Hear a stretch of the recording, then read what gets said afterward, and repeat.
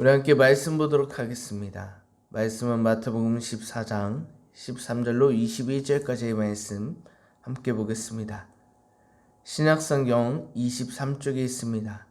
마태복음 14장 13절로 22절입니다. 예수께서 들으시고 배를 타고 떠나사 따로 빈들에 가시니 무리가 듣고 여러 고을로부터 걸어서 따라간지라. 예수께서 나오사 큰 무리를 보시고 불쌍히 여기사 그 중에 있는 병자를 고쳐주시니라. 저녁이 되면 제자들이 나와 이르되 이곳은 빈들이요 때도 이미 저물었으니 무리를 보내어 마을에 들어가 먹을 것을 사 먹게 하소서. 예수께서 이르시되 갈 것 없다. 너희가 먹을 것을 주라. 제자들이 이르되 여기 우리에게 있는 것은 떡 5개와 물고기 2마리 뿐이니이다. 이르시되 그것을 내게 가져오라 하시고 무리를 명하여 잔디 위에 앉히시고 떡 5개와 물고기 2마리를 가지사 하늘을 우러러 축사하시고 떡을 떼어 제자들에게 주시매 제자들이 무리에게 주니 다 배불리 먹고 남은 조각을 12바구니에 차게 거두었으며 먹은 사람은 여자와 어린이 외에 5,000명이나 되었더라. 아멘. 할렐루야. 우리는 지난주 세례요한과 헤롯의 관계, 헤롯은 세례요한을 선지자로 여기고 그가 전하는 말씀을 듣곤 했지만 말씀을 듣고 난 뒤의 삶이 변하지 않았다는 그 말씀을 전하면서 오늘을 살아가는 우리들도 하나님의 말씀을 듣고 말씀을 읽고 있는 것, 깨닫는 것에 그치는 것이 아니라 그것이 온전한 신앙생활이 아니라 그를 넘어 말씀의 삶을 살아내는 행동하는 신앙생활을 강조하고자 말씀을 전했습니다. 그리고 이어지는 오늘의 말씀, 본문의 내용은 예수님의 놀라운 이적을 서술한 내용이며 이 말씀은 사복음서 모두에 쓰여질 만큼 매우 유명한 오병이어 사건입니다. 하지만 저는 오늘 이 본문은 너무 유명한 말씀, 모두가 다 아는 말씀이므로 이 말씀을 전하는 것이 어떻게 전하면 좋을지 이것을 고민하기 시작하였고 결론적으로 오늘의 본문 마태가 서술한 본문의 내용을 중심으로 다른 복음서를 참고하여 이 오병이어의 하나의 사건을 총정리하고자 이 말씀을 준비했습니다. 그리고 이 2000년 전에 일어난 이 이적, 이 사건이 또한 오늘을 살아가는 우리들에게 주는 메시지가 무엇일지 찾아가는 시간으로 삼으려 합니다. 그렇다면 먼저 본문의 내용부터 살펴보면 마태는 시작을 다음과 같이 시작합니다.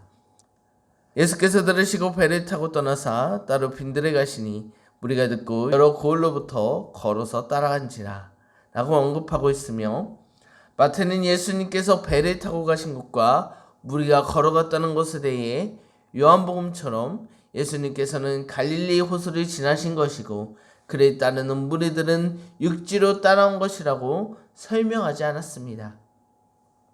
왜냐하면 오늘 이 마태의 초점은 다른 곳에 집중하고 있기 때문입니다.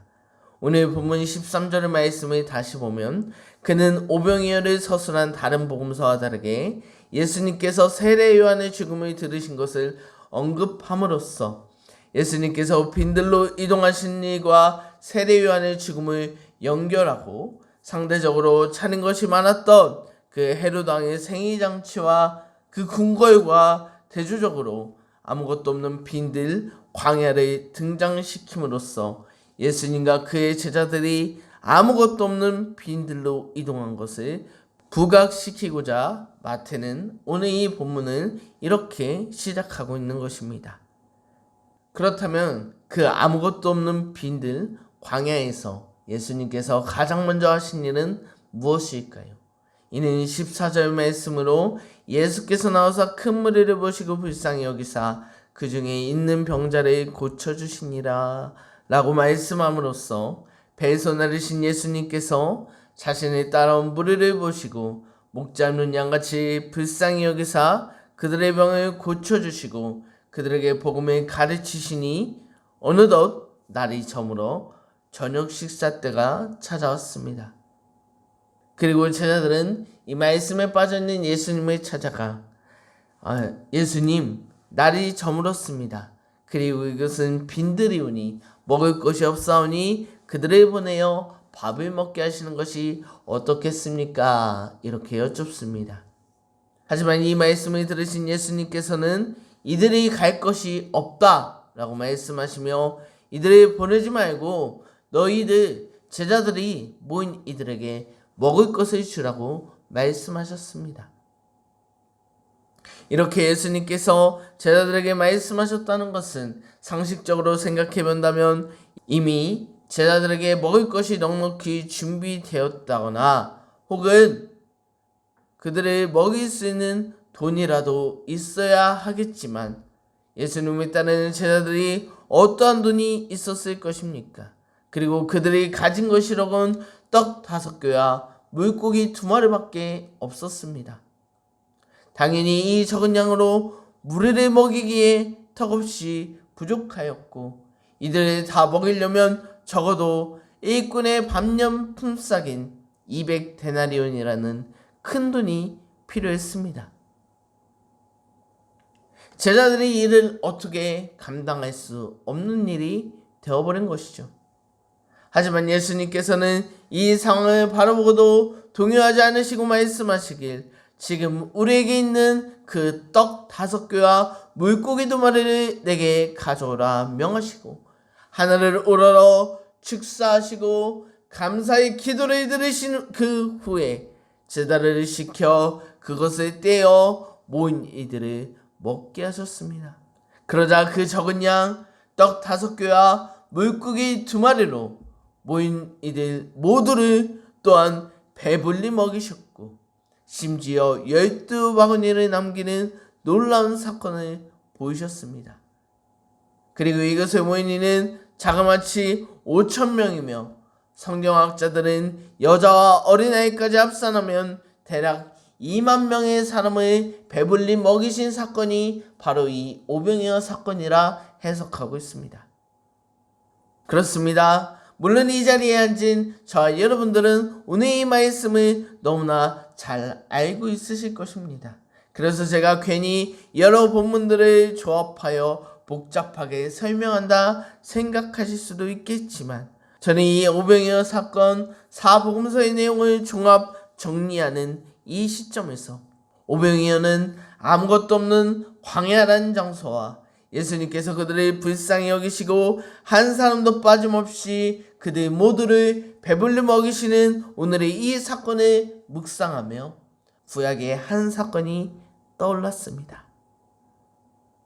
그것은 출애굽기 16장 만나와 메추라기 사건이죠.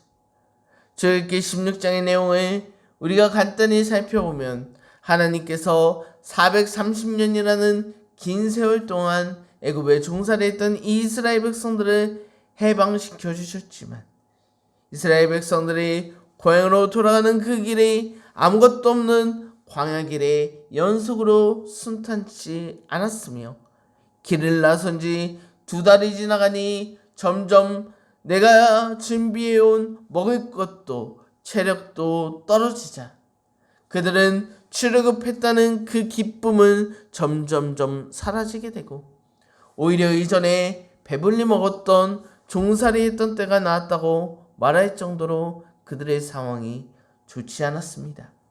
그래서 그들은 또한 아무것도 없는 이 광야에서 굶어 죽을 것 같다며 출애굽을 주도한 모세와 아론, 더 크게 본다면 하나님께 불평불만을 쏟아내기 시작합니다. 하지만 이 모든 길을 인도하고 계셨던 하나님께서 또한 이들의 필요를 들으셨으므로 아무것도 없는 광야 빈들에서 양식 만나와 메추라기를 하늘에서 내리시어 이들의 주름배를 채우도록 인도하셨습니다. 이것이 바로 만나와 메추라기 사건 아닙니까? 오늘 이 두 사건, 오늘 우리가 함께 살펴본 이 오병이어와 출애굽 만나 사건을 종합해 본다면 아무것도 없는 광야, 보이지 않아 굶어 죽을 것 같은 어려움 속에도 하나님께서 함께 하시고 지키시니 그가 먹이시고 살아갈 길을 인도하신다는 말씀으로 정리할 수 있겠습니다.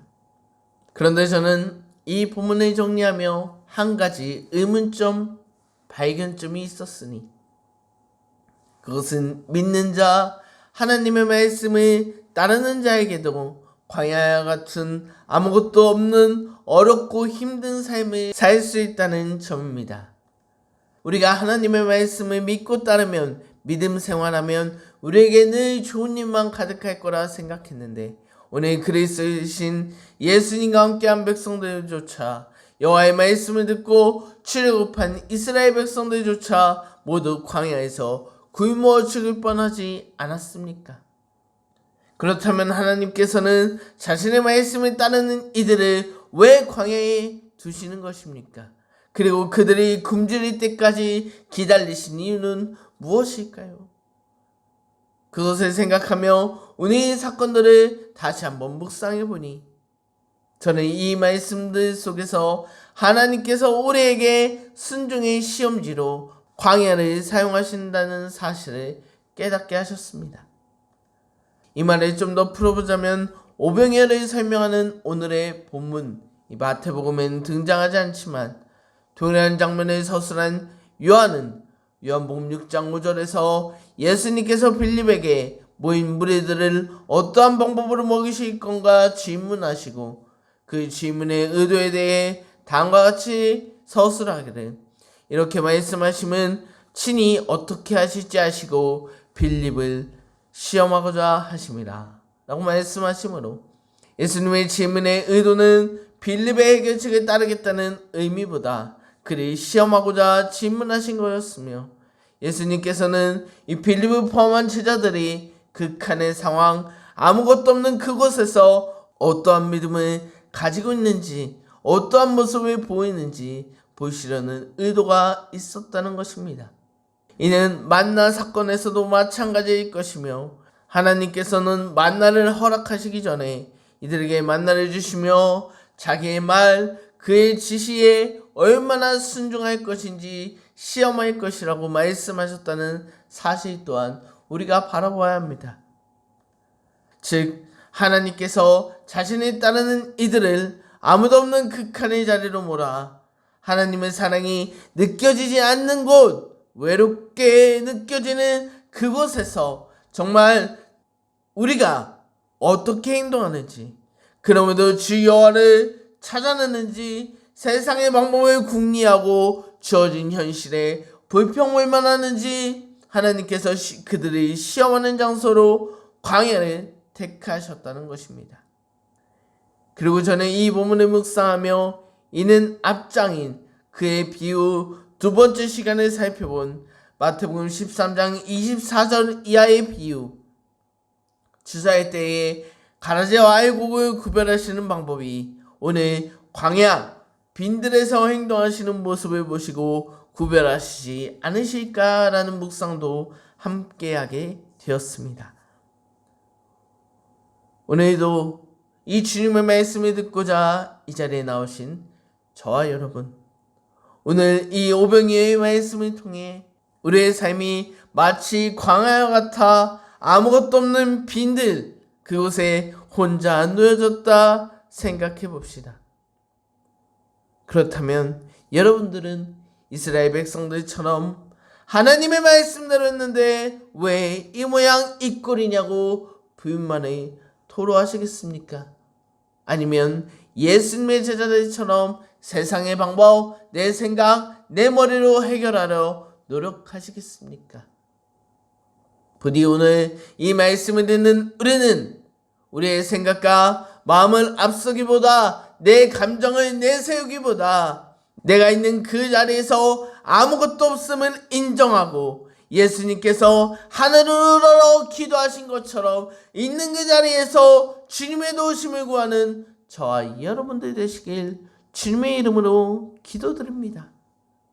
주님께서 꼭 채워주신다는 확신을 가지고, 아니 하나님께 책임져 달라 소리 높여 기도드린다면 주님께서 우리의 머리로는 이해도 생각하지도 못하는 말도 안 되는 오병이어와 같은 사건이, 먹을 것을 비처럼 내려주시는 만나와 멜추라기 사건이 오늘을 살아가는 저희 여러분들의 삶 속에도 반드시 분명히 하나님이 일하시면 그 장면을 보게 하실 것입니다. 여러분, 저는 오늘 이 말씀을 준비하면서 또한 정리하면서 떠오르는 속담으로 오늘 이 본문의 내용을 우리 마음속에 새겼으면 좋겠습니다. 그 속담은 어른말, 부모의 말을 들으면 자라가도 떡이 생긴다는 속담입니다. 저는 이 속담의 시작을 바꾸어 하나님의 말씀을 들으면 자라가도 떡이 생긴다라는 말씀을 여러분들 마음속에 깊이 새기는 시간이 되었으면 좋겠습니다.